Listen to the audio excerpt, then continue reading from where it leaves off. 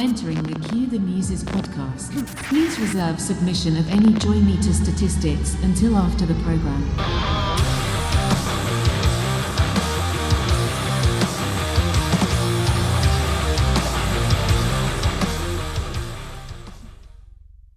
Booyah! Hello. Holy shit.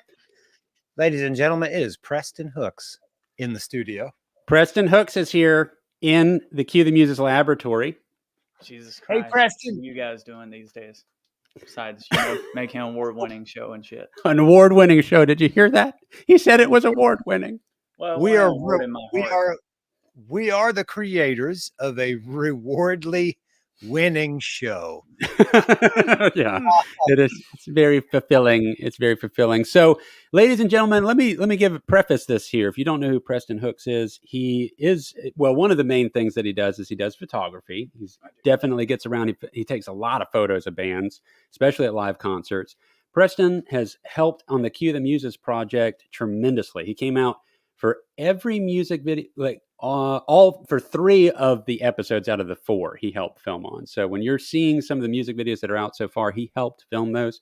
He came out. He's also helped accompany me with Rough Cut Productions, coming out and helping me with different gigs over time. I do work alone quite a bit, so I haven't brought him out as much as I probably should because I'm ridiculous about how much I work by myself. But kind of lame, bro. It's kind of lame.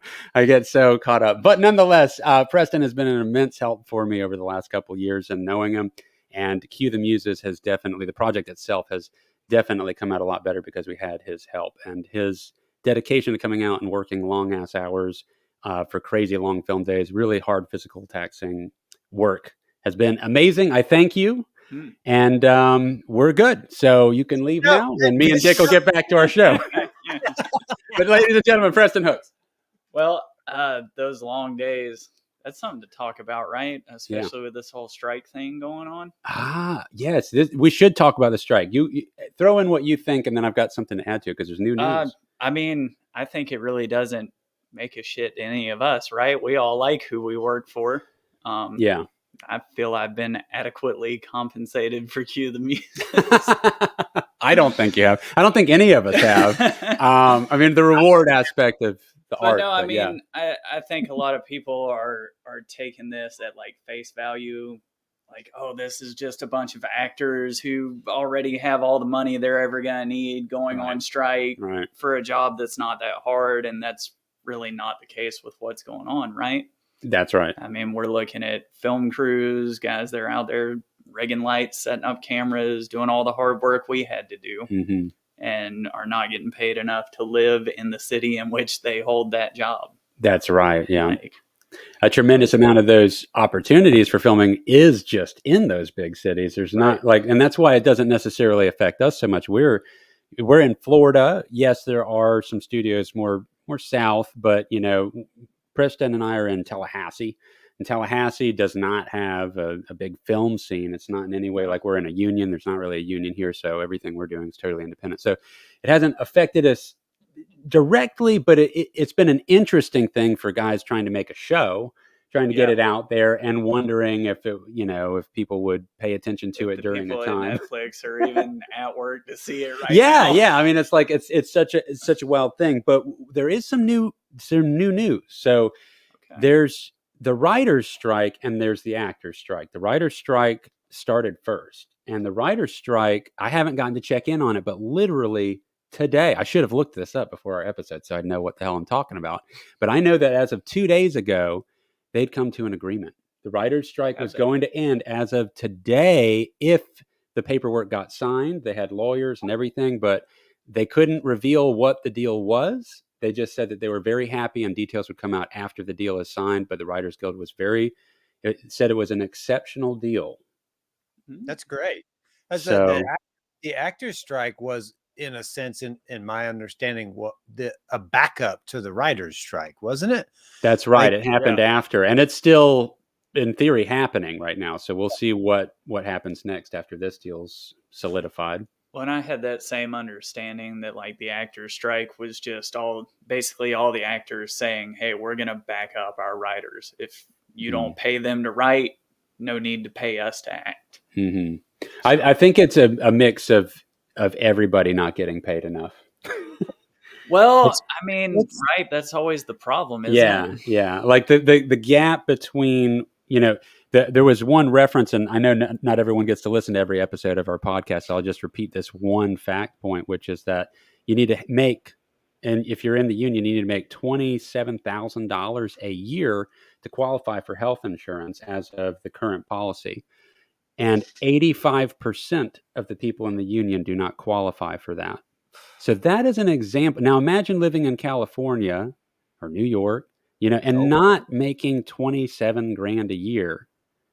That you can't live out there. No. So these are like impossible rates. Yeah, you could barely. I mean, you can kind of pull off living. I remember not now. Now with inflation. So right? Like you could probably pull off living here, but like, could you do anything you enjoyed? Like, could you afford to play a guitar? Could you afford to film things? Well, the guitar is probably the only thing you could afford to do, because I do see those homeless people that can play guitar better than me that just get to sit around and play all day, and I'm jealous. I'll tell you, there's some dudes. There's a dude over on Tharp Street that blows me away every time I hear him. I believe every it. time. I totally believe it. He's awesome. Well, that's you can't take away human talent and human drive for creativity. You can stifle it, and that with cost of living going up, and I'm not going to get political in any way, but I will say a quote that I've said quite a few times this week, and that is, I forget who said it first, but we're the only species on this planet that pays to live here. And that's a very profound and one of my favorite quotes right now. Like I said, I've said it. Well, that's probably the 7th time I've said it this week, but it's true. And it's, the state of creating art in the country and on the planet total is tough, because, costs are going up. People are making money hand over fist. And, the whole strike is a product of struggle. The people who are doing this are struggling, and they're not making ends meet. And then that's what strikes are for, is to stop the system, to turn off the engine, take the keys out of the ignition, and everybody just stop, because this ain't working. And we're going to stop, and we're going to talk about this until we come to agreement where it does work. So it's good news that the writers have come to an agreement, because it's fantastic. I wonder too, because there's a part of that I didn't even think about, and I started thinking about this this last week. I play video games, right? A lot of people play video games, and I started playing this remake of an old video game called Final Fantasy VII. And it's an old game. It's the only Final Fantasy I played. There's a remake of it. And it's really good. My son's named after the protagonist. I have a tattoo of the main guy's sword on my arm. You know what I mean? It was a big part of my childhood. But playing the game, I noticed right away. I actually texted Bofa. Bofa is an actor in our unreleased next episode 3 of Cue the Muses. Mm-hmm.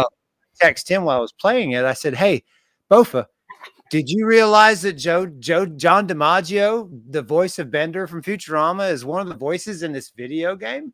And he was like, yeah. So, and I was like, man, and that's, so even like creating, like video game developers creating new video games, they hire voice actors to come do their story plots. And I'm wondering, I don't know the answer to this. Does that writer's strike transfer over? Like, is nobody working on anything new currently in the video game market? Because that's a huge market as well. I guess it depends. The Writers Guild of America, I don't know if it includes video game writing or not. It does seem, I wonder if that's a whole other thing. I don't know. That's an interesting question. I hadn't thought of that either. It's kind of hard to say too, right? Because we're all so disconnected from the rest of it. Mm-hmm. Like, none of us are touring right now. None of us none of us make our art in a major city that's known for that art. None of us are touring our art. So we're kind of disconnected from like the main industry. We're very disconnected. Yes. Yeah. Very disconnected. Yeah. Like, I'm not going to pretend like I know. In the best way, I think. Well, and that's the thing is that, so I've been doing video work for 20 years now, and definitely the question mark has been there. Do I take this skill set to a big city and try and, get into films, like legitimately get on sets? And the conclusion that I arrived at for me personally was no, just because I like doing too many things. It's interesting when you participate on a film set, it's kind of like the higher up the ladder you get, the less things you get to do. You kind of have to keep drilling down more and more to the one singular thing. And I just like all of it too much. I couldn't be just a cameraman or just an editor. I just couldn't imagine that, or not getting to write some of my ideas out and execute them. It's a trade-off for sure. And also working on the schedule of a crew is extremely demanding. I'll say that the toughest, most unrewarding gigs as far as like enjoyment, like the shittiest gigs that I've had, are the ones that I've done for TV networks from out of state, from California and Washington. Like when they hire me out for things that are happening here. You wouldn't be talking about a particular one with like a globe and a D. Yeah. Well, but it wasn't so even with them, and I won't even say their names specifically, but it's like, it's still other companies making stuff that then sells it to that. So it's not directly them per se, but that whole experience of working for TV like that, I got to just say, I hated it. Like I felt so stressed out, taxed out. I felt used.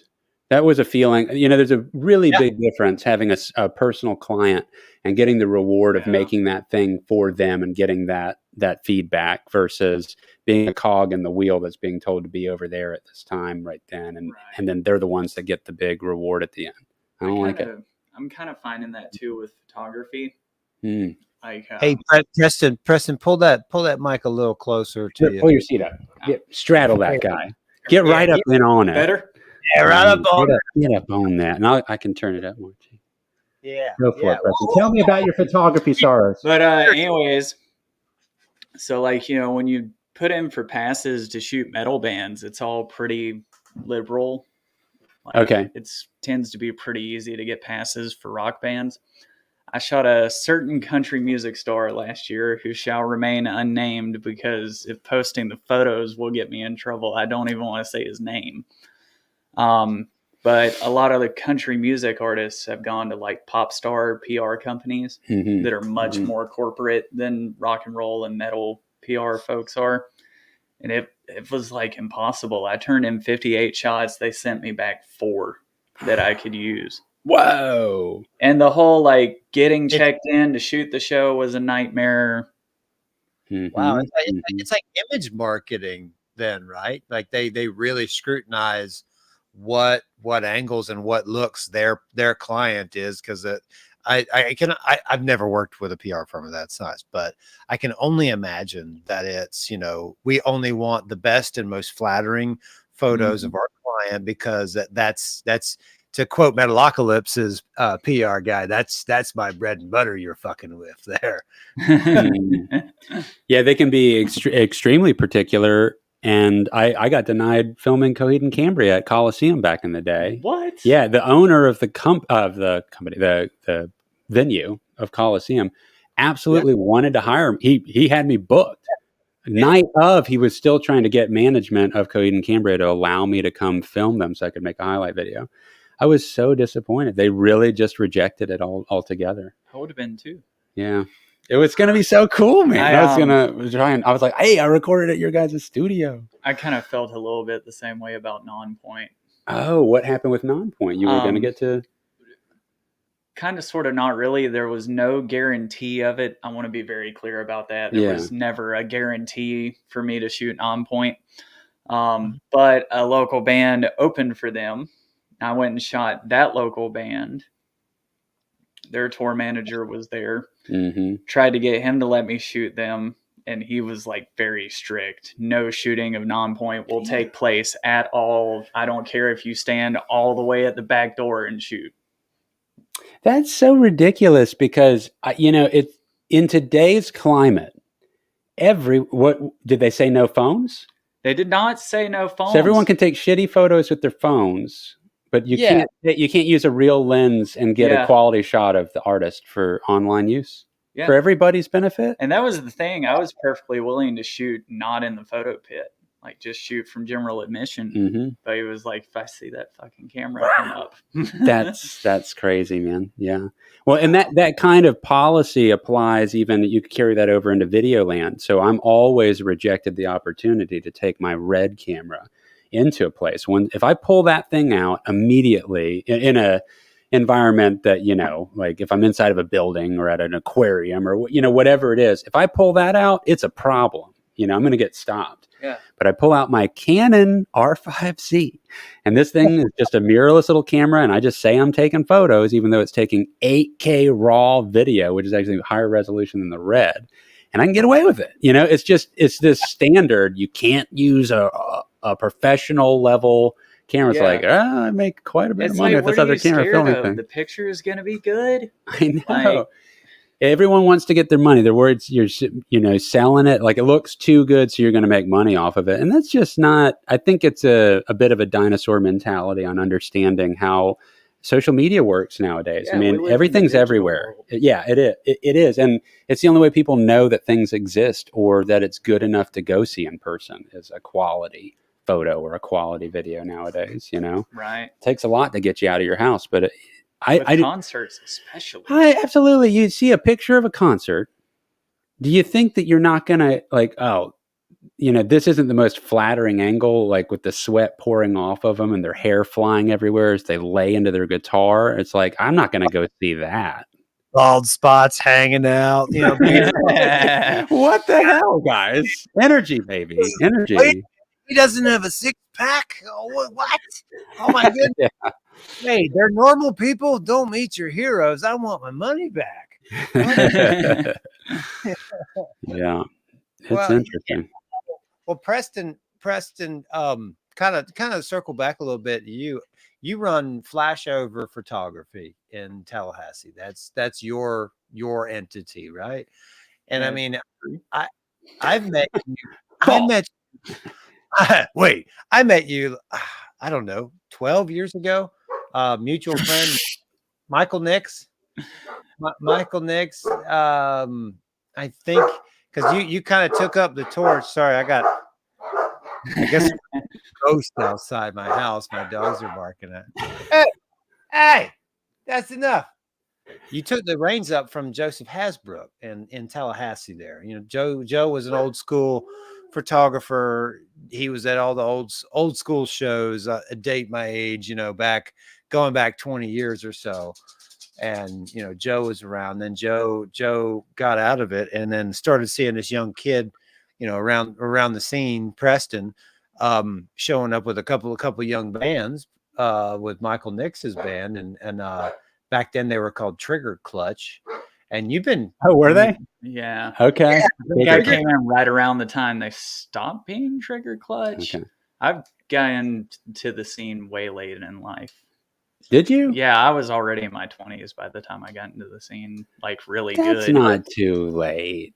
So late. That's not too late. You're fine. But yeah, Michael brought me into it all. This Dying Breed, repping it up.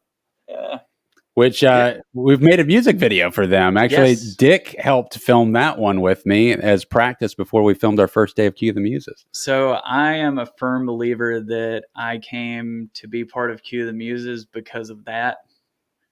Oh, because I was so pissed at them for not having me on set for that because I wanted to work with you. Oh. So it's like, I'm putting this out into the universe. I want to work with this guy. He's working with Trans Am and all this other incredible stuff. And then I guess our relationship hadn't fully started yet, right? That's why I didn't. Yeah, well, and then also, like, at the time you called me to do Cue the Muses, I was at, like, the lowest point in my life. Wow, really? And so it was like, oh, shit, put this out in the universe. It's coming back. Yeah. Grab a hold of the reins and ride, Beautiful. So that's awesome. I didn't realize, I didn't put it all together in the timeline. So much of that time right then there was, preluding that was Fighting Giants, and preluding that was Defy the Tyrant. And that whole stretch, Defy the Tyrant, Fighting Giants, and This Dying Breed, like that whole little, and then segueing into the Cue the Muses, was my return to rock. Yeah. I mean, really, I'd been Well, out of it's the scene funny 'cause, completely. like, we were working opposite sides of the same bands. Yeah, Because like you yeah. were shooting music videos for Defy the Tyrant, Fighting Giants, and This Dying Breed, and then Yeah. I was turning around and shooting the live photos. That's right. And you were probably already doing that before I made the music videos. To an extent, yeah. I was working with This Dying Breed with Defy the Tyrant for a couple months before you did Okay. Fighting Gravity. Okay, okay. I think I started working with Fighting Giants right after the visual EP. Okay. And that was where I first feel like I met you, was at your guys' show, Fighting Giants' first Yes. show around the release of The the album and the release. music video. Yeah. That was There were two. Our CD release was that we ended up doing it at the Wilbury. That's where I Yes. was. That's where I met you. I still have that poster. That was a fun Wow. show. I It think was. this Breed. I think didn't This Dying Breed play with us that night? It can't- was This Dying Breed, Defy the Tyrant, Blow It Up, and you guys. Yeah, Shannon's That's band. right. I forgot. Blow It Yeah. Up, so good. Yeah. Yeah. Sour helped out with that. Jason Sour helped Uh-huh. out. Sour always helps out. Yeah, he was, man. I'm going to hang out with him here in a week or two. I talked to him. Oh, where at? Yeah. I think Shannon Fitz lives in St. Augustine, and that's only like 45 minutes an hour north of me. Yeah. And I think Sour's gonna head out there, and we're gonna try to get up and hang out and do something. I missed the last time. They were trying to they want to do like an FSU game, and I'm not really a football guy. You know, I got tied up, got busy, and I couldn't make it up there. But I'm gonna go hang out with them guys. It's Nice. been a minute. Nice. But yeah, that show was at the Wilbury. You were there. That's the only show that we ever got to do where Big Rob actually sang the song with us on stage. And man, that was a monster. That was a fun time. It was a blast. It was a blast. And just that whole little era was really the beginning in a way of the Cue the Muses. That instigated all the Cue the Muses stuff for sure. I think too, like everybody else shut everything down when COVID started, Mm-hmm. and like us, Defy the Tyrant, a couple of bands from Jacksonville. There was a small contingency in the scene that was just like, fuck that. This Keep is the making time. stuff. This is the time to work because Yeah. nobody else is touring, nobody else is working. So Yeah. now's the time for us to work and be the Yeah. only ones out here putting anything out. And it was, what a period in life. Nobody in our generation had experienced something like that. You know, it happens, and then everything shut down, and it was literally like about 6 weeks. No, it was 2.5 months into the Cue the Muses project, which was just starting as writing music, just me and Yeah. Dick writing music. But at that point, the script had been figured out. See, me and Dick decided to make the music and a movie before we had an idea for the movie. We didn't know what the movie was going to be Remember about. when we were all so childish, we thought we could fit this into a movie.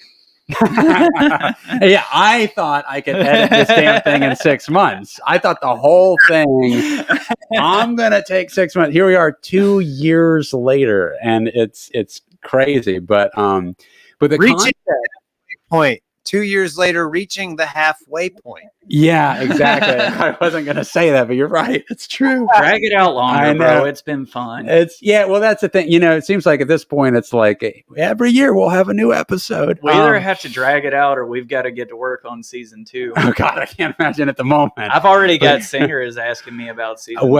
And we're getting into a whole other conversation there. Well, we'll talk. Let's get back to that because I do want to. That'd be a fun one. Yeah, But just to touch on the COVID experience, we had the idea for the movie, which is us fighting an evil AI that's stolen creativity from the world by creating a song that's being implemented across everybody's ears.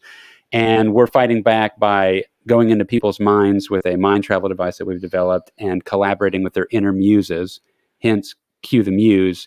And we are coming back with those songs and trying to battle the AI with real music it couldn't come up with. And that whole concept was developed before COVID happened. Like literally we had sealed the deal on the concept. The script wasn't finished quite yet, but that concept was there. Now we are here we are like really 3 years later. Yeah. I hate to say it that way, but actually it has been 3 years. And the amount of progress that's happened, both in the dystopian world that we went through for a moment in time, and also the AI revolution, like kicking in full swing, it's crazy. I mean, our show is kind of more relevant than ever. You know, it was like, I mean, I'm just saying that we're basically prophets. I mean, Nostradamus territory. You and Dick are. I didn't write any of it. You heard it here first, guys. Preston Hooks thinks that we're prophets. You know, I always thought Muhammad had a ring to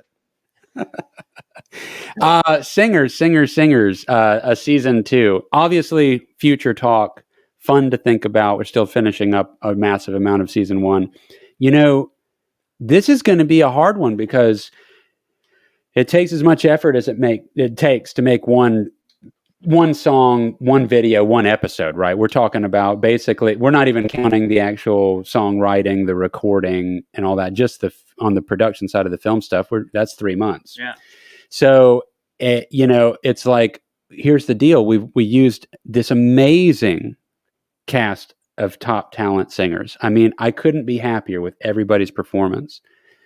And it's like, yeah, you guys all did this and stepped up to the plate. So you got to come back and do it. The idea is we get picked up, you get to do it again. Let's do another song. Right. If we did it with every same person, they only got to do 2 songs. You know, that's not like we've tapped the resources there at all. So I feel like they're all deserving of that. So then you're already back in the boat of having a cluster of singers. So then we're talking about adding on to that. Now we've only got a few slots. We're talking about expanding the season to more episodes. We've got a few slots. There's so much talent. This is a really hard decision. And I think what me and Dick have discussed doing is for those additional slots, having some contest, right? What if we had the music and it was instrumental, just like we provided for our singers that we selected first, and we actually had interaction online, use our website, use YouTube, and get some tryouts and see, and we get to kind of pick or possibly even vote, you know, even if we hear a snippet, maybe we would put out snippets to the crowd, you know, and let them say, which 30 seconds do you like better? That way we don't give away the whole bag, right? And it's like, you guys vote, or, you know, that could be a way to do it. Or maybe every additional one's a vote, one's a handpick from us, one's a, you know, so it could be a fun interactive experience where it's like a choose your own adventure, guys, build your own album, help us build it. You know, help us find the singers, and you guys help elect, because it's going to be very, very hard to decide, especially if we haven't heard what somebody would come up with. Eventually, you have to do like what every TV show writer doesn't want to do, right? You got to kill somebody off. Well, that's the thing. Somebody's going to have to bite the bullet. Yeah, you guys better keep doing good on these songs, guys. Watch it be me. Yeah, but Watch it be me. I mean, you get around that. Then you just turn into Lost, and everybody that dies is back. And that's the thing. We do. In our universe, we can make anything happen we want to. But we glazed over a massive thing, guys. We didn't mention this. Preston is also not. He didn't just help film. He's a character in the show. He's a Norman. He appeared in episodes as a Norman. Of all the crap we did to shoot this, being a Norman was the most dangerous part of all of it. Because of the segues? The segue. Oh, that was so much fun. The villain. You're the big villain.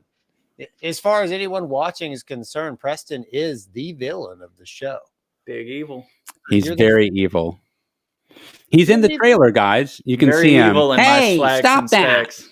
I meant Sound very evil in my slacks and specs. I know, man. I think it's the most evil platform for a villain that you could have, is somebody like that.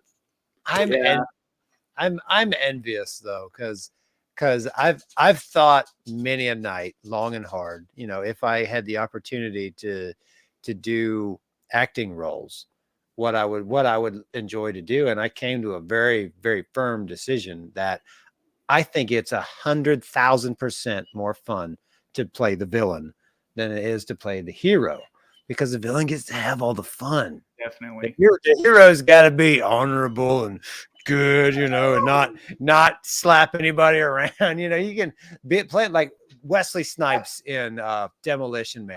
Come on. Wesley Snipes. First villain you present as an example. Is Wesley Snipes. He did. I've wanted to revisit that movie for like the last 3 years and still haven't made it over to it because I grew up watching that movie a million times. I bet it's still pretty good, but it is not the first villain I would think There of. is that theory that you guys are the villains. Well, the twist can always be there. I don't know. There's many ways to perceive where we take this. I mean, look at it. You guys are running around. You got your long hair. You got your guitars. And here's Norman just out here in his specs and slacks trying to keep everybody happy. we're trying to rile everybody up, strapping people into chairs, going inside their heads. Wait, Like, wake up every morning doing a thankless job, riding his Segway, wearing the suit. Yeah, we're the shitheads. He's Probably. By the way, I kept my headphones in all the way here, Dick. Oh, I haven't worn my headphones in a little while. They got me. But I've been listening to nothing but Mastodon for the last 7 days. Oh, I got to check out that song. It's killer. I love it. Isn't it? It's really good.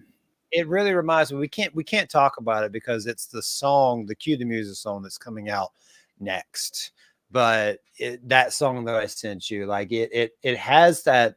And I didn't know because I listened to Mastodon 20 years ago when the Leviathan album came out, and I wasn't ready. I literally listened to it. Blood and Thunder was cool, and I was like, I'm not ready for this. I took the CD out, put it in a case, put it in the toolbox of my truck, and there it sat. And then whatever reason, I watched this top 10 YouTube video, top 10 heaviest Mastodon riffs, as talked about by Mastodon's two guitar players, Billy and Brett. And I'd laugh my ass off. I made Timbo was over here with me last night, and I made Timbo watch it. I said, look, Brent's on acid in this interview for sure. 100%. Our player from Mastodon with the tattoos on his face. Yeah, he's on acid on this video. The other guy, Billy, he reminds me of me. He's like, I'm like, I don't know this dude, but I just gravitate to this guy. He's like, I feel this weird spiritual connection as a guitar player with this guy, talking about his favorite heavy riffs, and he's super serious, and he's playing him. He's got a little amp, and when it cuts to Brent, he's got sunglasses on. He's got a guitar not even fucking plugged in, and he's not playing it right. he didn't care. I wish I'd give credit to the YouTube guy's video. I don't even remember who it was, but it was so good. And I was like, man, Matt, I haven't listened to Mastodon. So I started listening to their stuff, and I realized, man, I absolutely love it. And like, whatever reason, it just clicked with me as a 39-year-old man musician.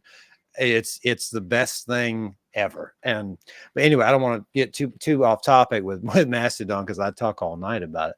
But you were implying that when you say you don't want to reveal something about Cue the Muses, that the song you sent me, you said it kind of reminded you of us a bit. There was like some similarities there, which is funny because I had never heard the song. And you are just getting into Mastodon. There's really only one album that I went way deep on. Oh, man, what was the name of it? It was the one where they stopped being quite. It was more progressive than they normally were. It was 5 years ago. I haven't thought of the name in so long. Was it the one in the desert? 2017-ish. Yeah, so that's the right era. They've gone back and forth quite a bit from progressive to more traditional stuff, and I always looked at them as power metal. Well, I think they cover. Are you super familiar with their catalog? Somewhat. Yeah, Me and Dick were actually talking on Facebook. Okay, earlier today. Oh, Emperor. No, it wasn't that one. It was not that one. What happened after that one? That was the last one until their most recent one. Oh, then it was one before that. Wow, has it been that long since I was like way into them? Dude, so much time had gone by. I realized since I listened, it was 20 years ago when Leviathan came out. They have been a band for 23 years. Mastodon has, and they've got the bull. I don't want to go too deep in it. The Bullheaded album or something, but they just Here's a little side note that's kind of interesting. This is like that 7 degrees from bacon shit. You know, it doesn't really matter, but it's interesting. So our keyboard player that we had in Kill Clouseau, he worked for the hospital, and I can't remember his exact job position, but basically it was like an IT tech. And there was one other person that was an IT tech, and he also was this insane keyboard player. I say insane, but we know that he wasn't as good as our keyboard player. Like Jake James was the most talented technical musician in our band. He made me better. You know, he was like that kind of a player. I couldn't do what the dude could do. So his partner, the other guy, he was on tour with Mastodon as their keyboard player. So, you know, and Jake was like stuck with us. This band was trying to get it, you know, and it's like, it can really happen. It was kind of inspiring. Like, yeah, we could make it. Maybe they'll check out our shit, you know, can you show them our stuff? Like show your friend but yeah, 2 keyboard players, both working at, the hospital here in Tallahassee. One of them joined us and the other one went on tour with Mastodon. I was like, I'm sorry, man. Yeah. You made the wrong call. Today, my first big crowd surf was Mastodon. Oh wow! Okay, Tear Drinker. Oh, that's cool, man. Where was this at? Rockville. Okay, Rockville. Rockville 21. Okay. What's funny is, so they played the last night opening up for Mudvayne. Gojira headlined the first night. Oh wow! And so, of course, they did the Monsters of Metal tour that they did together. A year later. Mastodon and Gojira just got done with a dual headline tour this year, and I'm really this week I'm really sad, really kicking myself in the ass because they toured the country, Mastodon and Gojira together. And I don't know if you guys know this, but they invented a style of music, Mastodon and Gojira, and it's whalecore. So you know, I've really gone off the deep end with this Mastodon thing this week. they invented this style of music. I actually this week just wrote a song and I named it Whalecore because Mastodon had their first album they came out with, one of their heaviest songs. I think it's called Master Exploder or Exploder Destroyer or Destroyer Exploder, some one of those two back-to-back things on their first album. And the story with that song was there was a local band in Atlanta named Master Destroyer, Destroyer Exploder, whatever the fuck it was. And they wrote a song and put it on their album called, and they named it after the local band in there. It would be the same as if, you know, we were writing and we wrote a song called This Dying Breed. Like, oh man, it sounds like This Dying Breed. We wrote a song and named it after them. You know, it's like, that's a cool homage, I think. Actually, that is pretty cool. Maybe we'll make all the names of the next album just bands that we know, and that'll be pretty fun. I mean, you could probably get away with it. All the band names in Tallahassee are like some super inspirational shit. Yeah, I mean, Fighting Giants, Defy the Tyrant, easy. This Dying Breed. The hardest one would be a Kill Clouseau, and what the fuck do you do with that? Tragic would be kind of hard to write a positive song about. Yeah, tragic would be. Well, tragic would be. Yeah, well, there's these are all Shout story out those points. guys. We need a good selfish plug, real quick. I've got some stuff made up for my new group. Oh yeah, check this out. Can you see there that? it is. Now twist it a little more. There you go. Oh, hold it. Wait, go back right there. Let it focus. Now pull it back a little bit and see if your camera will get it. There it is. You see it? Yeah. Okay. Dave's last night, guys. Dave's last night. That is Zombie Dave wearing his Fighting Giants shirt with his guitar and his cum rag, and he is logo. You didn't tell me we could say cum rag. I didn't know that we could. There goes the episode. Yeah, the show itself was child friendly. Yeah. Now it's not made for kids. And we've got some Cue The Muses stuff coming too. I've got some Cue The Muses stuff coming from the same company over there. I'll be set up at Spookala next week. 2023, Tampa, Florida. And Ash, I don't know if you realize this. They just added another celebrity this week, Bam Margera. Oh, shit. Bam Margera is like 7 months sober, like doing good. He's on the bill. I got the layout for Spookala, and I know you can't make it. I don't want to rub it in your face, but we're right there next to the celebrity booth. Are you kidding me? This is amazing. Like so close. It's going to be so fun. And here's Ah, my idea. Okay. And I want to pitch this all my musician friends. I was actually talking to Jesse from Shadow of the Earth about this last night. So I'll be there. Ash won't be able to make it. I'll be there set up representing Cue the Muses. I'm going to have a couple of people each day come in and hang out with me and help out. My son's going to be there. I'm going to have a bunch of cool stuff for sale this time. We weren't selling anything, but I'll have cards. I'll have a TV set up, spinning the episode. And I'm going to have, I've decided as of last night, I'm going to have an electric drum set up in the booth. And I'm going to have a guitar set up for sale. The guitar is going to be for sale. I'll have a little amplifier set up. I'll have an amplifier head for sale. One of my heads. This guy right there, that Diamond Phantom right there. Boutique, amazing amplifier. Clint Lowry uses one tracking with Seven Dust in his projects. But I'm gonna have a jam booth set up. And I'm going to invite people come in as long as they sign up for our email list and get hooked up and get on the Cue the Muses team, come in and show us what you got. Low volume, not just too distracting. But I'm hoping that some of these celebrities that, because I know some of these guys play guitar. I know Jason Muse, I'm sure is going to come over there and try to play the drums, and he's welcome to come on over. Oh my gosh, if you get that. I mean, Kevin Smith and Jason Muse, these are who we really want in particular to know about our existence, because we're hoping that I think they'd like the humor, this terrible humor that runs throughout Cue the Muses might be right up their alley. I feel like the show very much has like that. It's very comic booky, right? Like in the humor, it's very comic booky, and the drama, it's very comic book, and the action sequences. So I think those guys would bite that real quick. That's what we wanted them to know to exist. And guys, if you end up hearing this, Kevin Smith, I will modify the edit.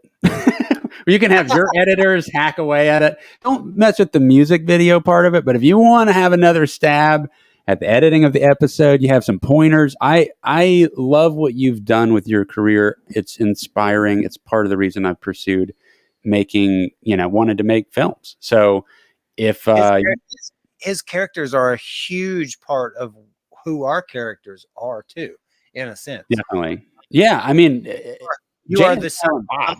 Hey. Can't leave Jack Black out of this conversation. Yeah, right. I mean, if he's not, Jack Black's not going to be there, but if Jack Black was going to be there, that'd be another pillar of inspiration, and I would love for him to know that we exist as well. Because this thing is so Tenacious D. I know, it's got so much Tenacious D running through it, but it's so good.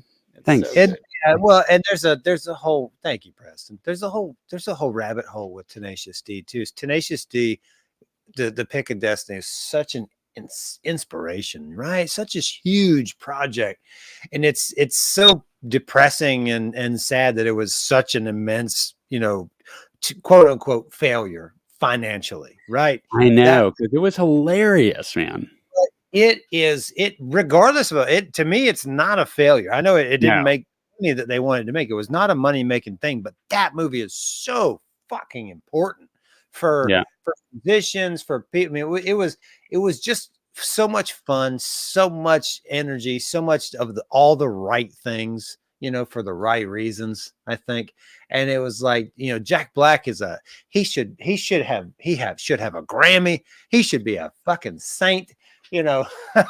He should have people throwing rose petals at his fucking, I bet he does. I mean, he's definitely a part of my growing up. He was like a personality. I mean, right when I was getting into music, Tenacious D was starting to blow up. That first album came out, and it was we went and got, me and my best bud went and saw him at the House of Blues in Orlando. Absolutely hilarious. So cool. I love the comedy. I think it was the first bit of comedy music that I ever heard. Really? Okay, that was your first forte. Like music that was made to be funny, but it was still good music. Still good music, because before that, I feel like Adam Sandler was one of the comedian musicians and super funny growing up. But the music wasn't anything like the level of musicianship and Tenacious D and the harmonies together. I mean, it was just like, and even like God, this is good. I'm sorry. Are you familiar with Tim Hawkins? I feel like I am. He Who is does. He does a lot of music in his act, but the one he's famous for is "Rock Stars Getting Older," and so he like parodies all these songs as though the stars who'd written them had written them in their old age. Oh, I haven't So like he caught does this. Casey and the Sunshine Band dancing Okay. shoes, but he changes it to orthopedic shoes. But But even stuff like that, like the music he does is good, but it's Yeah. other people's music. Yes, He's yes. actually playing whatever the song is. Yes. Tenacious D was the first thing I had heard where it was all original, it was funny, and the music was good. That's right. That's right. And the follow. Sandler was like college guy with a guitar funny. You know? Yes. Yeah. Yeah. And I grew up with that. I grew up with those as CD albums that I bought. You know, they're all going to laugh at you. You know, and all these skits are on it, and then these songs, and I loved that. That was super cool. But it wasn't like, it didn't make me want to go be a musician. You know, and what we're kind of doing, what we are doing, is that the music's not really funny, but the episode is funny, and like everything that preludes and happens afterwards, post the song. It's a comedy, and that's what's such a weird mashup about what we're doing. It's kind of like an effort to make the most epic songs that we're capable of making, but then it's just nested inside of the most slapstick, silly, ridiculous B-movie comedy. I think it kind of works though, because anytime you're doing the music, the muses are there. And so it sets aside that, like, okay, the muses are here, shit's getting real, no more jokes. Yeah, no, I like it. It brings some gravity to the situation. Thank you, Preston. I believe in our project again. I never stopped. I'm kidding. I'm planning to make a whole career on this I thing. know. Well, that's the thing, guys. I mean, you know, we everyone that's come together to make it, which you can see, you know, the people listed on the website. You know, you'll see the full crew. It's not that many people, but it's also at the same token, a lot of people that came and did something out of pocket and busted their ass and put in the time and effort. And we hope that it gets picked up on some level where we actually have a budget to work with so we can make more, another album, another season, more locations, props, production, the whole thing. I think what we've done with how little we've had to work with, other than just, you know, people stepping up that have talent and skill, that's really the whole coattail that we're riding here. Yeah. You know, and from a financial standpoint, if we were to enter any of this into a contest, the category that it has to go under is a no budget film or a no budget show, because you have to hit a certain marker. I mean, they consider $500,000 entry point to have a budget for a movie. We're making ultimately over 2 hours of content that runs longer than a singular movie. And we most definitely did not have $500,000 to put into this, guys. We had $0. Zero. I mean, that's the biggest thing we had was, yes, I do have cameras and lights and equipment and an amazing editing station and all that, but it's taken years to put that together, you know?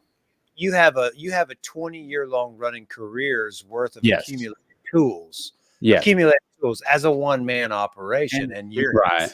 And the experience, yeah, and that goes for something. I mean, but that's no different than a musician of the same age and caliber bringing their skill set and their expertise to the table. You have in a sense both, right? You're the combo kind of heavy hitter, you know, like you're one of the heavy hitters of the group, where you're one of the musicians, one of the songwriters, and you're also the lead on all of the production. And you know, it takes so much, and then everyone else who came in and stepped in to help this, me including, is just, you know, it was an admirable and inspiring thing to do, to be able to see and be a part of this happening, because it's something that always seemed just like so alien, so another planet. You know, you make a production of that scale, like, oh man, that's stuff some guys do out in California, that, you know, millionaires do all that. I thought it was unattainable as well. I mean, what we've come out of it with so far is beyond what I thought we'd be capable of doing. You know, especially even just the visual effects aspect of it, you know, like that wasn't even a part of my skill set. It's still, I still don't consider it a part of my skill set. I'm such an amateur getting in there. What I'm really doing is just putting in the hours and troubleshooting until it finally becomes something. And I'm learning on the job, guys, but the talent of the musicians, the tools available, all that, none of that manifests a budget. Yeah. At the end of the day, it's just paid. time. Right.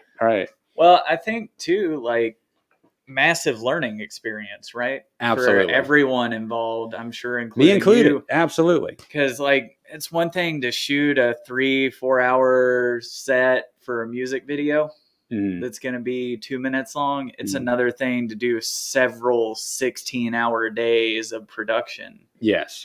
And one, you're learning, of course, all the technical stuff, but then you're also having to learn, like, this cast member likes things this way. This one likes it this way. This is how we need to set up these kinds of shots. Yeah. Well, and scripted scenes in themselves are something that I haven't gotten to do much of for commercial work. I mean, even in a commercial, if there's a scripted scene, usually if it's scripted, it's relatively short. But long form scripted scenes, to me, have proven to be the toughest thing to edit out of anything that I've tried to edit. I feel like I have a natural intuitive knack for the music video stuff. But when it comes to the scripted scenes and the acting and trying to get cameras to match, that's filmed over the course of potentially a couple of days. And it's supposed to feel like the same conversation. And you put mics in different positions because of different setups, but it's all got to sound seamless. Like it's all the same running. This sentence happened 2 days later, but it's got to be part of the same paragraph. The lighting's got to be just right and all that stuff. And then figuring out how to, and anything that's filmed outside.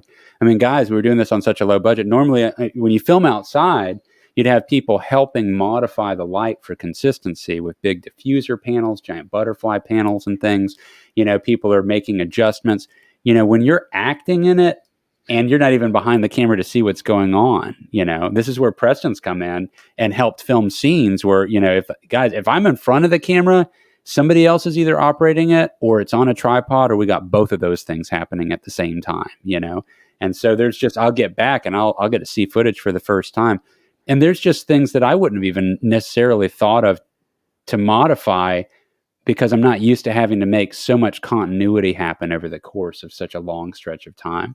And outdoor filming is kind of a nightmare when it comes to continuity and scripted scenes. So hard. It's so hard. That is mostly because the big fireball is always moving.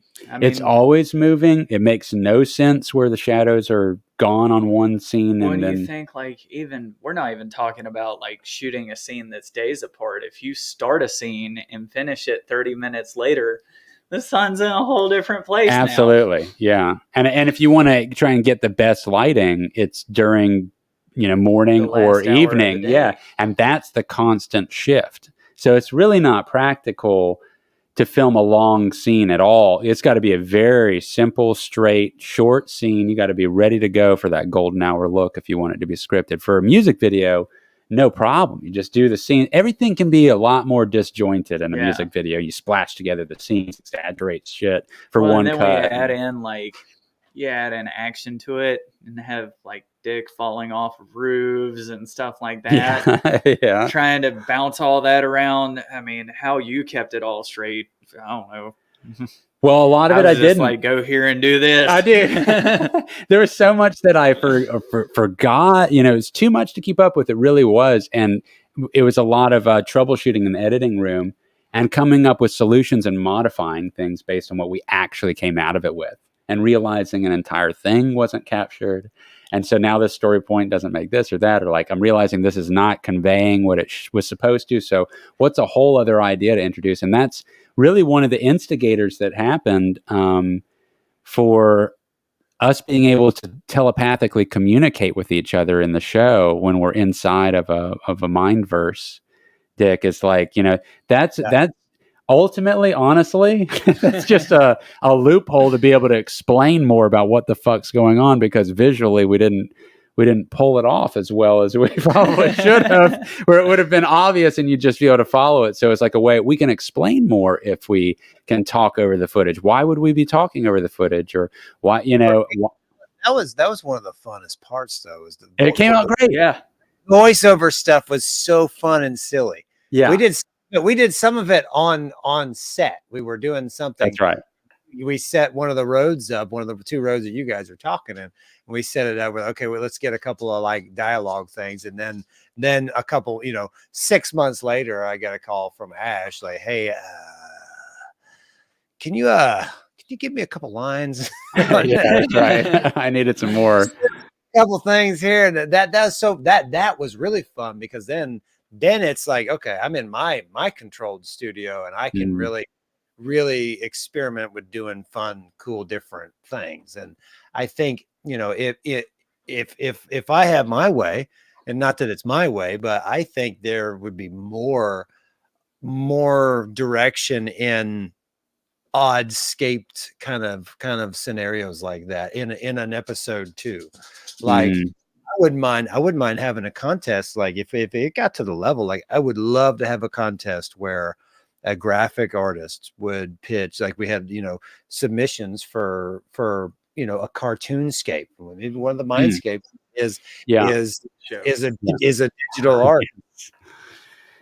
Oh no, dude, I'm right there with you, and I'm into people doing it. That's a tremendous amount of work for somebody. However, with tools, that maybe we're coming close to our hour. Maybe this will be a fun part to explore for the last part of our conversation here, but let's bring AI into the equation here. There's so much advancement happening in what's available right now for assistance in editing and effects and things that's being added to stuff, and having a cartoon, basically turning your film strip into a good-looking cartoon. It's been around for a long time, but a good-looking cartoon through the help of the AI is not an impossible thing. This is actually possibly on the table for one of our music videos to be a full illustration. And I've given it a lot of thought, and I hope that the AI keeps exponentially improving as fast as it is, because maybe next year, I don't know. We've got 2 more music videos to come out after the one that's going to come up on episode 3.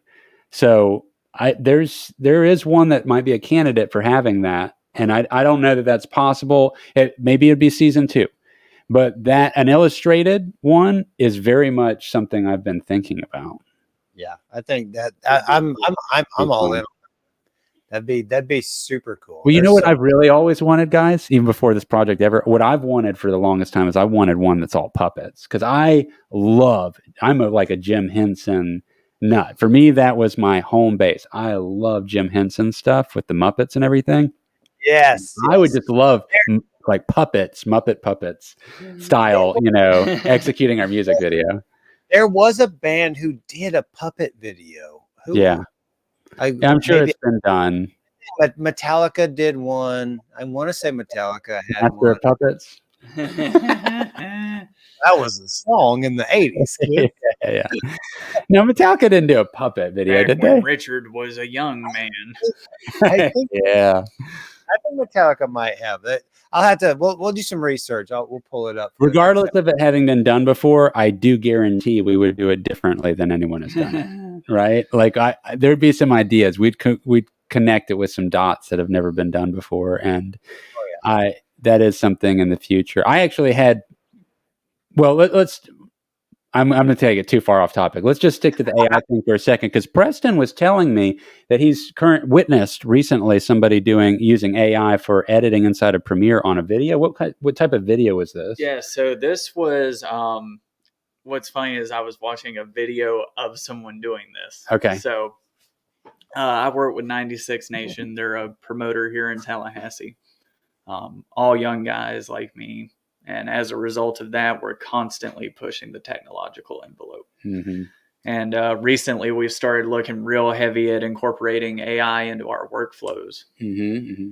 And our video editor was showing me a video where he just dropped several different camera angles and several different audio tracks into Premiere. Okay.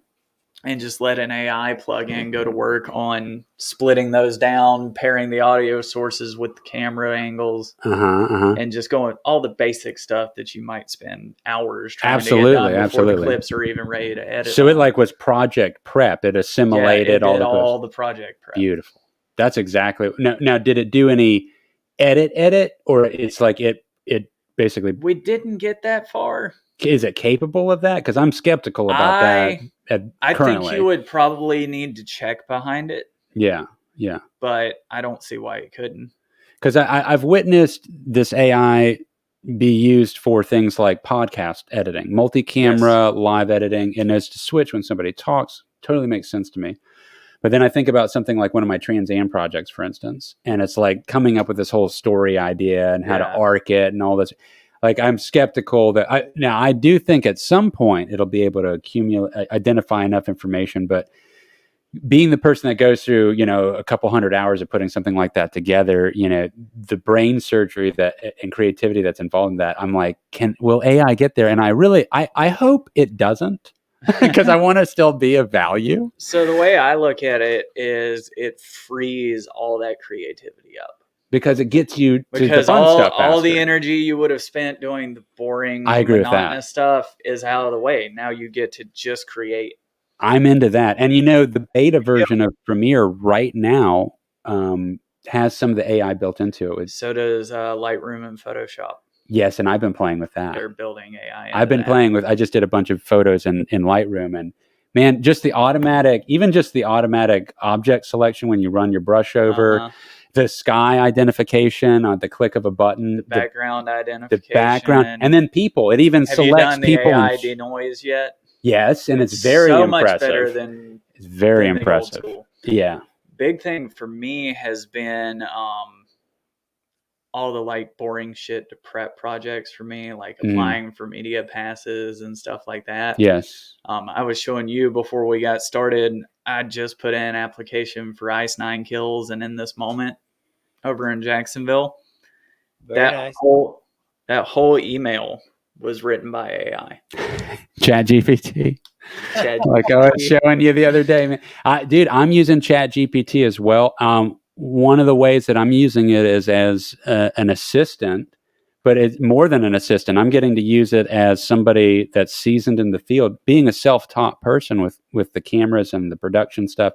I can ask it questions that I would normally, if I was around a pro, these are the things that I'd want to know. And you don't think of it till you're in that situation. I pull out my phone. I think of this thing that I've never thought of asking the question to research before, because now I'm just in this situation. Yeah. I can talk to it like it's a director that's gotten to do every type of production. I ask it the question. It gives me the information like that. I ask another question and I don't have to re-explain myself. I just add to the conversation because it's a conversation. It's amazing. And it's better than Google. It's night and day. It's a step up from Google, right? Like Google, you have to keep redoing the question. You have to keep rewording. It can't continue the conversation. Well, I'm not talking about Google AI. Now, what I'm talking about is I do the same thing in the form of when I learn how to fix my cars, right? I come into a problem with my car. What do? I go to Google and I search the symptoms of the car. But then what does that do? It takes me, and this translates to anything you ever do when you're looking for an answer for something. It takes you to basically the old school version of what ChatGPT is, but you go to Google and you search, and then you find forums where people have had and talked about it. You're beginning your research. And you research and you go through, other people have gone through the same thing before, and you find who found the answer, and sometimes it's different answers, but that it's all the extra work. You can't do it. What ChatGPT lets you do is it is doing that. I mean, this is human for you. It's not AI's knowledge, it's human knowledge, but it's presenting it back to you instantly in the form of an AI response that is formulated from all of that accumulation of human knowledge on the internet. And seeing where the consistencies are. Well, and the way it adapts that knowledge to the question that you're asking. Like I was showing Ash, I had ChatGPT write me a workout plan. And then I said, but I want my back to be like Dorian Yates and my legs to be like Tom Platz. And it just completely rewrote the plan. Here's Dorian Yates' back plan and Tom Platz leg plan.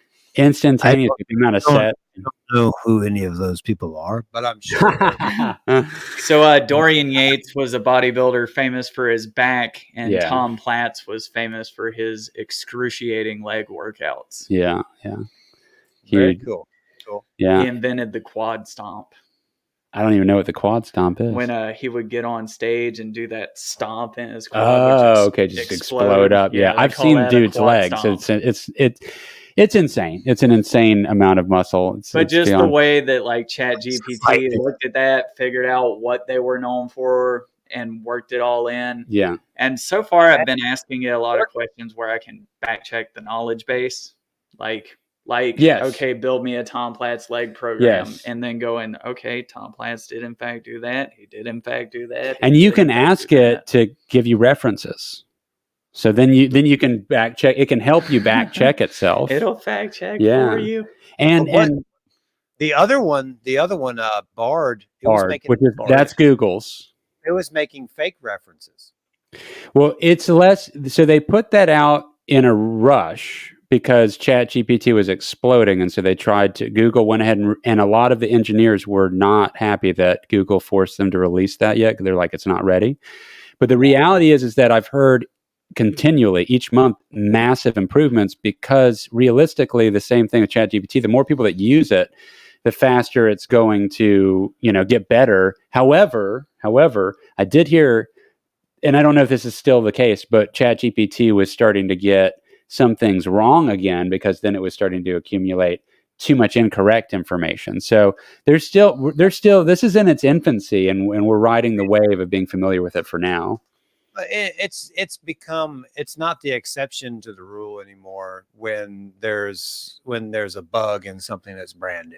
Like that's common now. Back on video games again. When you bought a Sega Genesis game cartridge or Nintendo cartridge, that game was fully developed, fully tested, hours and hours and hours, totally done, ready to go. And now 30, 40 years later, games come out now, and typically when the games are released, there's always issues, there's always bugs, there's always patches. Or they're fixing. How many times do you bring a game home and as soon as you stick it in, it needs an update? Right. Like, I just bought this brand new. Why does it need to be made newer? They already figured out that they needed to update it. And it's becoming that way for cameras too. I mean, you're updating firmware in cameras. There's glitches in the In fact, I made a video about this. I updated the Canon R5C, and then I found out that there's an issue with it. And I was like, I better not use photo mode, because it can basically lock your camera up. Luckily, I'm a video guy. But then the next firmware came out, they resolved it and stuff. But I needed to update to the new firmware because they improved shit. They made the autofocus was better. The turning from video mode to photo mode was way quicker. The battery life was extended by 20%, which is a big deal in a low, something that consumes batteries as fast as it does. So everything's got that. And I'll tell you this, guys, as somebody that buys really fancy cameras and stuff, even at the highest end level, when you buy stuff brand new, there's glitches in it. We're talking about, you'd think that equipment that costs this amount of money, I mean, in, past $10,000, that you're going to get something that's perfect. But it should never they still have work. glitches. They still have shit. There's hiccups to everybody's cameras. Sony included, Canon included, Red. All of them have like some kind of deficiency that they didn't realize until after it came out. Overheating might be something, And this is just the pace of technology and pushing the envelope as hard exponentially as everyone continually is trying to do on all these devices and software.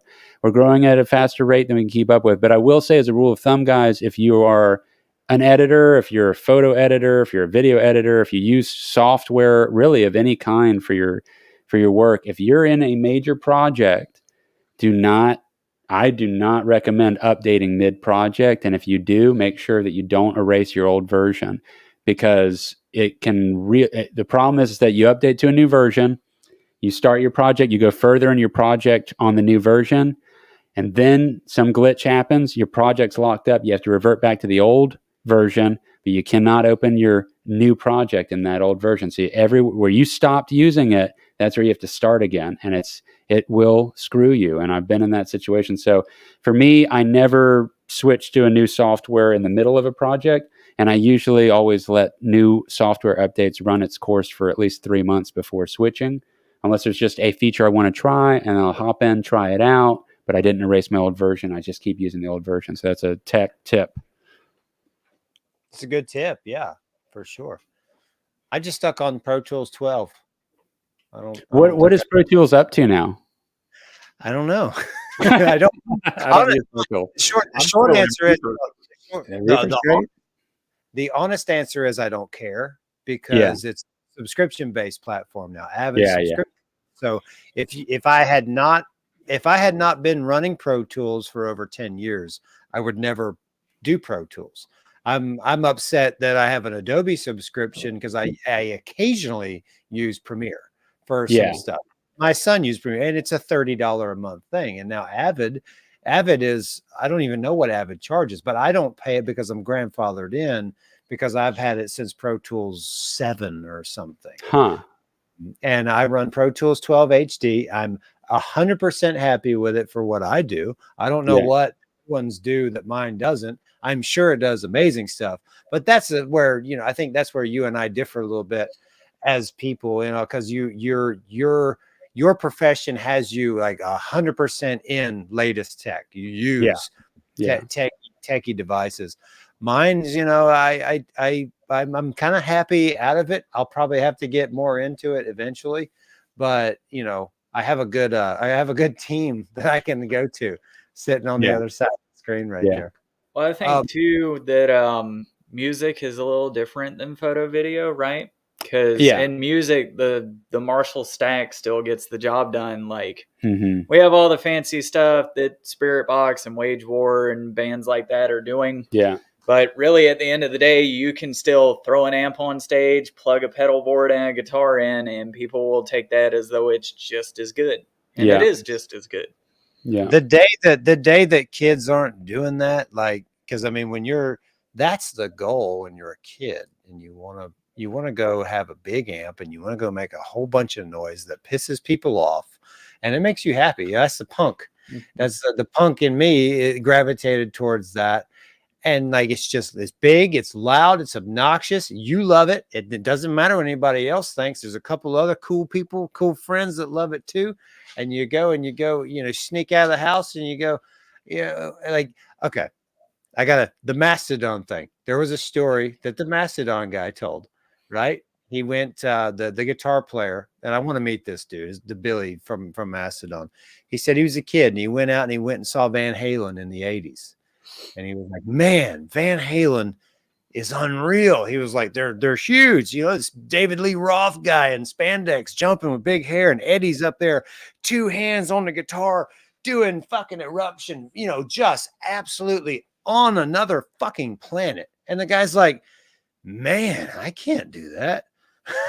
He's like, it's so good. He's like, man, I can't do this. So then he says, so then you know what I did? He said, me and a couple of buddies, we snuck out one night, snuck out the house, and he said they drove down to Atlanta and they went and go see the Ramones. And he said, I went to see the Ramones. He's like, they dress cool. Like, they dress like me and my buddy. Like, these are where the cool kids are. They know what's going on. And he said, the fucking Ramones played 60 songs in 30 minutes at me. 2 chords. Just 2 fucking chords the whole time. He was like, I can do this. And I was like, yes. Like, oh, yeah. Like, it's got to start somewhere, man. And like, that's why I love technical progressive stuff. And I got, when I went to go talk to David, I hung out with David in Texas. He's got a band over there that he's joined. I talked to his drummer, and his drummer's name is Javon. He's amazing, great drummer. But I had this debate where Javon told me, he said, I only like technical music. I was like, well, you don't like potato chip music, like the, Nirvana, Smells Like Teen Spirit. You tell me you don't like none of that. Like, you don't like the simple stuff. I like a good, easy, simple rock song. Like, just like I like a good, folk song, a good, like old time, like renegade country song, like something that's just simple, easy, emotional. Usually emotional. Like, there's that spirit of the person. I kind of like it when the music fits the song. Like, you think about how simple a riff like Domination by Pantera is, that jin jin jin jin jin jin jin jin jin jin jin jin. Like, that's such an easy riff, but it fits what Pantera does so well. Yeah. It's like, and it doesn't have to be.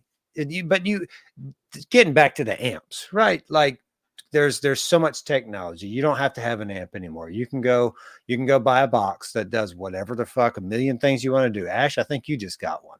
Yeah, I got And the it's like, Fractal FM9X effects unit. yeah, and they're insane. Selling all my pedals. It's amazing. Bro. Nah, I checked them out. The Fractal for me, it was so good. We gotta do it. We gotta do a full video with the pedal. Rig rundown. Yeah, full rig. Actually, that's a good idea. Rig rundown video. Hey, that's something you guys haven't done is show off the rigs you use to do Cue the Muses. Well, now it just changed on me. I'm still built. Yeah, give me another couple of weeks. I'm putting together my sound banks. I still haven't actually plugged it up to the computer. I'm still going through the presets. There's so many that are so good. So behind the scenes, this is Cue the Muses setting up, gearing up for the next one. So let's get a format together for a Cue the Muses rig rundown. And I'll get Timbo in, and we'll get Timbo talking about some of his drums. I think he has like 4 sets. But we are hitting the hour and a quarter mark. I have a fun video that I'd like to close us out with. Wonderful. That a couple weeks ago I flew out to Texas, where David, the singer on episode 2, along with Cody Williford, David Rowe, one of my friends and a singer from my band, he moved to Texas, and I got a chance to fly out there a couple weeks ago. We went to see Askin Alexandria and The Who and 0936, and I hung out with him and his drummer, and we had a little pregame at his apartment, and we played a song, an old song that he and I wrote, and there's some fun stuff. So I'll do this. Hey, Dave. Post a picture. Take a picture of me real quick.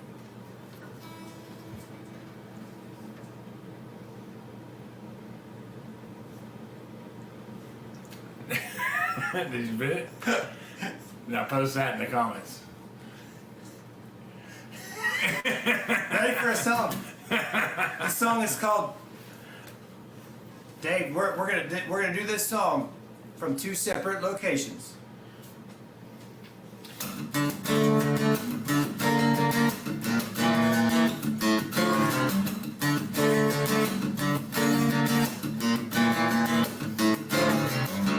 The ashes rain from the sky as my fate lay bare, sinking into submission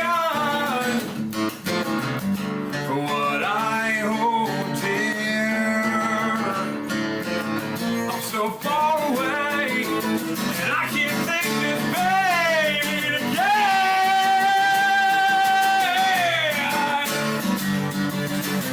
It's frustrating me, and I won't be back here again.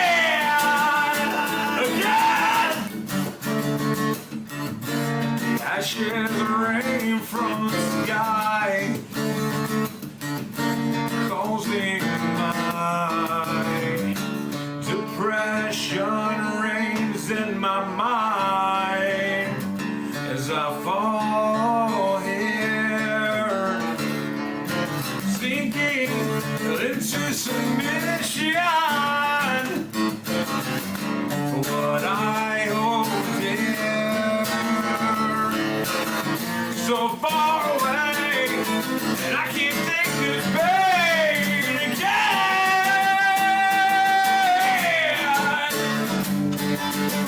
It's frustrating me, and I won't be back here again. And I keep holding on inside this mind. But night keeps standing firm. What I hold dear. The ashes rain from the sky, causing all I despise. I'm falling further behind. What I hold dear. And here it's cold. the air I breathe grows so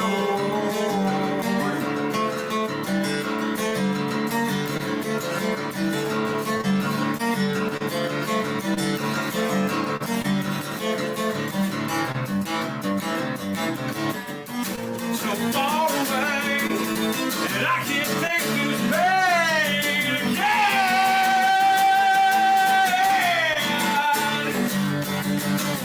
It's frustrating me, and I want to be back here again. Catches the rain from the sky, closing my depression,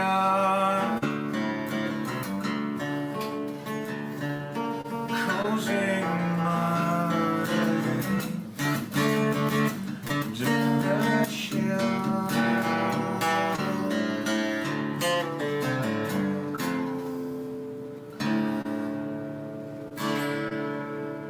Causing pace. Wait, it's a two-stop. We gotta hit two different buttons. There's one button. And the next. Beautiful, dude. That was great, man. That's one of the oldest songs Dave and I have. I get to miss Oh, him. wow.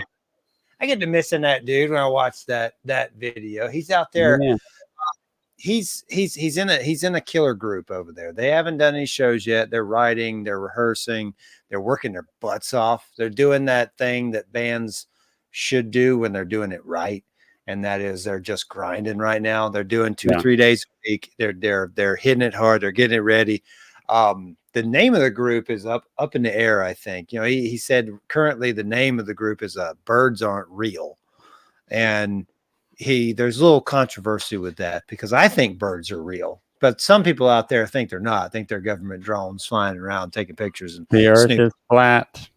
Yeah. How I heard Stephen Carpenter from the Deftones thinks the earth is flat. I was so upset when I heard that. Why, There's Stephen? a lot of people. I mean, this is all part of the same equation. I don't care, bro. I still love Deftones, and I'll die. I on do that. Yeah, too. that's fine. Dude, I know I don't people care. personally that think that the Earth is flat, and I love them. They're I know great people. personally You know? who think the Earth is less than 10,000 years old. Right. Well, there's that I'm as like, well, all right. which is oftentimes connected. I mean, the flat earthers, a It's lot the of them same are kind of pretty stupid. in that same, you know. So me and Ash were talking about this while we were watching that video.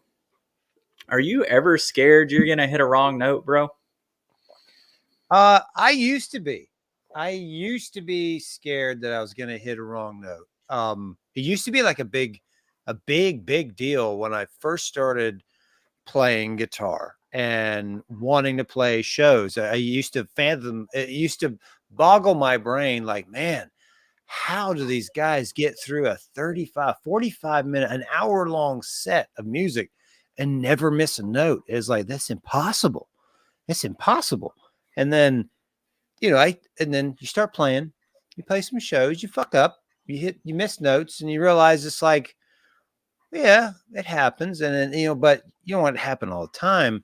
Now I love it if I miss a note. Like, it's gotten to the point where I don't intend to, sometimes I don't intend to miss notes, but I would rather, if I'm performing on stage, I would rather miss a note trying to do a fucking backflip off the monitors and give my drummer a wedgie, sneaking around behind the drummer, give him a fucking wedgie or something, or turn my guitar player down while he's playing. You know, I'm that guy. You know, I'm that asshole. Like, you know, I'm gonna have fun either way. If there's 100 people, if there's 1,000 people, if there's 10 people, I want to go have fun because it is genuinely. I love playing music, and yes, I think that there are certain songs, like that song that we just played is one that, like, Dave and I wrote that song a long time ago. It's one that's like embedded. I could go 2 years without playing that song. And when Dave and I sit down together and we say, let's play Ashes, which is the name of that song, it's like Hey, muscle memory. Bam. I didn't know it was about me. Why didn't you tell me that? Let's listen to it again. So is Kyron there yet? Kyron is, man, he is an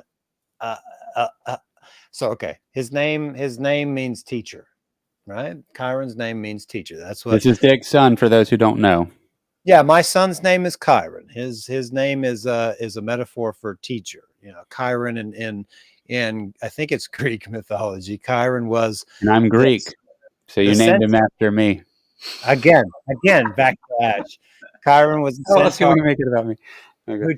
who trained Achilles, and I was in a band years back with Rogers called Achilles Heel, and Achilles was that character was a big thing for me. Now my son, his name means teacher, and he's gotten to the point where he's teaching me. You know, there's nothing there. He's 14, and there's nothing that he does that I can do as well. I think already. You know, like the other night we were messing around. I was on my drum set. We were messing around with a Deftones song again, because I want to live on the same flat earth as the Deftones too. we were messing around with 7 words, and I was on the drums. He was learning it on the guitar, playing around, and he kept telling me, he's like, Dad, like the drum, it's a snare thing. I was like, yeah, I'm trying. It's weird. And I was like, it's a weird thing. I've never played it before. Like, what? Get off my back, kid. What are you talking about? I'm not a drummer. And then like we switched, and he knew it on guitar, and we switched, and he got behind the drums, and he just fucking played it. Wow. I was like, are you kidding me? Like, whoa, way better than me. And I'm not a drummer, but he is definitely not a drummer, but he's more of a drummer than I am.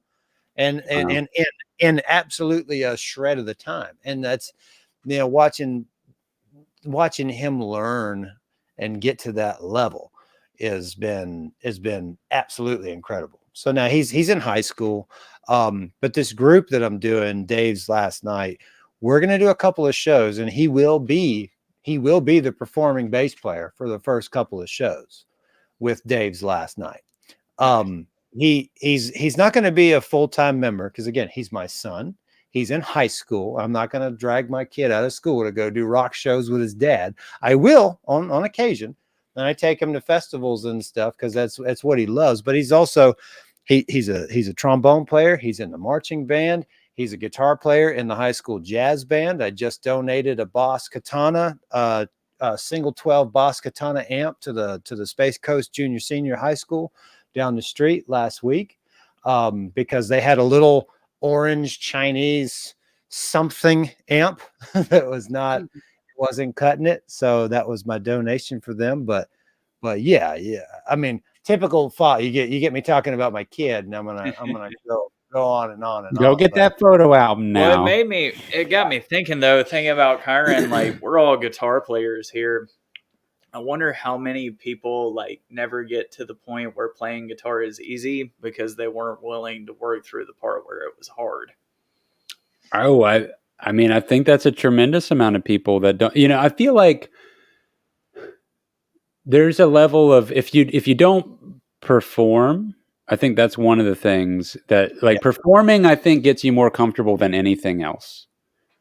Yeah, I really do. I miss that. That's why I feel, confidence booster. It is, and it's like, if you can handle it, just teaches you how to be. I remember when I was getting started with video stuff, and I was ending up in these pressure cooker situations with new levels or frontiers of clients. Like, oh my God, the pressure is really on. Like, I said I can do this, but I've never done something like this. And I would revert. At that time, I was performing in Kill Clouseau, and I would literally just say, dude, you perform in front of hundreds of people on a stage with your shirt off and a guitar. Like, this is nothing, man. Like, just calm down. Like, that's way more pressure. All you got to do is sit behind that camera and just tell people if it looks good or not, just whatever would calm, and it would really calm me down, and so that's what I would do. I'd go to the set, I'd break out the camera, I'd pull my shirt off, and I'd just start shooting. That's it. Hey, I got to quick story Last time. time I was on a set and I pulled my shirt off and they started shooting that. I can't show that one to my mother. Oh my gosh! Did you do a porn? Well, there was this one What? time Wait a second. I went and Hold on. saw a dick and I needed money to get home. And Oh my God! You guys are doing productions without me. All right, one last story, my friend, and then I need to. It's almost midnight, and I got to switch gears and work on some edits that are due tomorrow. you're a mule. So- the most frightening lockup experience I've ever had as a musician. Like, it only happened to me once. It's happened to me a couple times. I've had it happen a couple of times. It's Yeah, the worst. It's happened to me a couple of times at work when I was learning how to conduct meetings as a lead project superintendent with a group of, totally different crowd, redneck, hard ass, construction guys and doing meetings. I've locked up once or twice doing those. And luckily I had another guy that works for my company that would like lead me into the next thing I'm supposed to fucking say. And then I had to translate those types of meetings into like how I do with music, where, well, I don't give a fuck what I look like to you. I have a job to do, and that's convey information. Now that's a professional thing that I deal with on a different level. But with music, when I was 15 or 16, I was spending the summer with my family in Oregon back in the year 2000. In the year 2000, it was in the future, folks. Okay.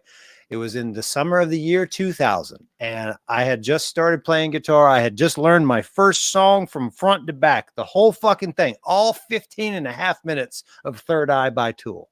And I was so fucking proud of myself. That was the first song I learned all the way from beginning to end. And I impressed my brother, who I was staying with, my older brother, and his wife, Sonia, who's like my older sister. And Sonia worked at a daycare center for children called Kindercare. And she was like, man, I was out there for the summer, long hair down to my ass, longer than yours, just kid. No, not kind of, I was kicked out of every school in the county. I was spending the summer out there in Oregon, just figuring out life, doing the thing. And she was like, why don't you come to the school and teach a class to the kids on guitar? And I was like, that sounds really cool. Yeah, sure. Sounds amazing.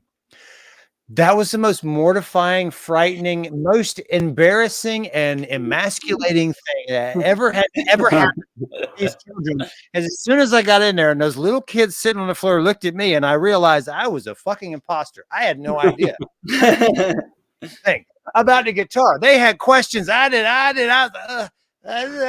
can teach you how to play this Tool song. Do you guys know who Tool is? When you hit the string, it makes the sound. I had no fucking idea what to do. I completely locked up. I went hot. I know my face turned red. It was like shock. It was like so bad. I almost passed out.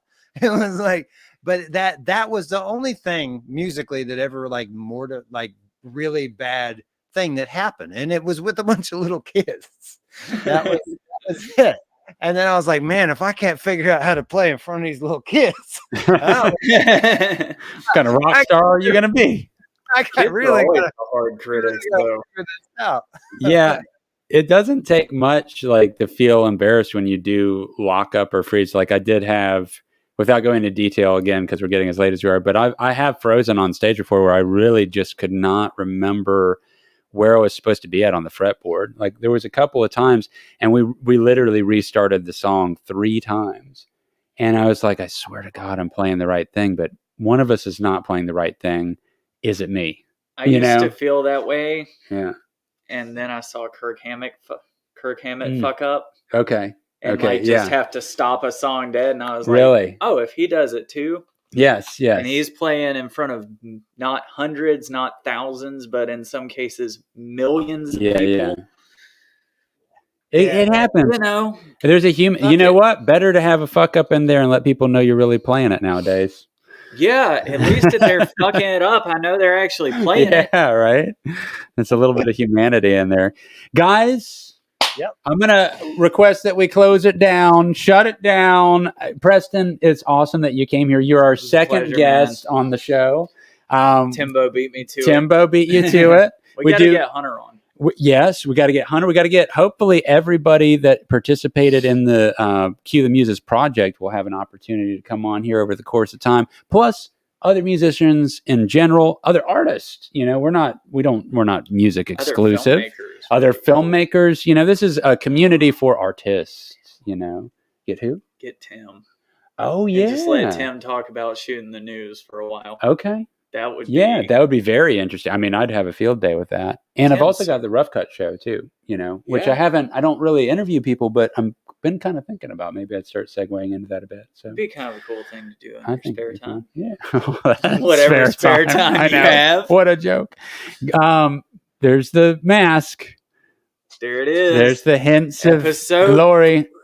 Episode 3 in editing room nightly, weekend warrioring it, sometimes doing it during the week too. It'll get there. It's coming out super awesome. I'm Dick, editing the pictures. Guys, I'm editing the pictures right now. Oh, are you? Day. Oh, really? That's Ones cool. Of you and Dick. Oh man, that's under the awesome. camera. That's fun. Yeah, and there's behind the scenes footage too of all these shoots that I've never gotten to look at or go through. That's so right. yeah. Tristan show. Yeah, tons of it. So there's so many things that can be made past the episodes. There's blooper reels, so many things to cultivate. Anyway, guys, Cue the Muses. Check us out online, but also check out Preston's stuff. Preston, where can people find your stuff? Check out some of your photography and things. So you can find me on Facebook at Flashover Photography, and you can find me on Instagram at FlashoverPhotography850. Also localmusiciansmedia.com. Beautiful. Guys, that's it. Check out more art. Spread the word about everything. And like and subscribe. All the kids are telling other kids to subscribe. Please like and subscribe it. Like, comment, subscribe, be safe, and stay free. Booyah. We're going out on that one. Dick, peace out, boys. end our recording. Deuces.